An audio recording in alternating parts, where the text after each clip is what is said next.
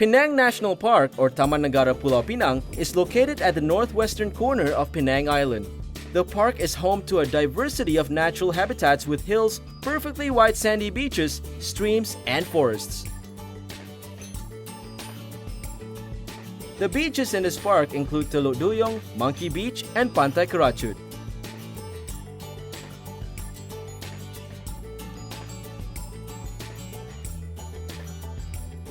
Penang Island Park is abundant with flora and fauna, and natural habitats such as Meromictic Lake, wetlands, mangroves, and turtle nesting beaches.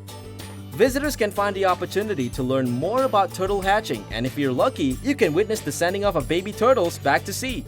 The park is also home to dozens of bird species and wild mammals.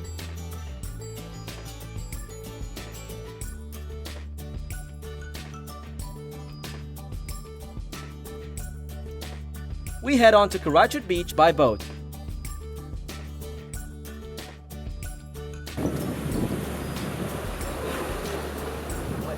Another route takes you to Kerachut Beach through a serene forest with wild, untouched beauty, all while soaking in the sun, peeking through the forest canopy.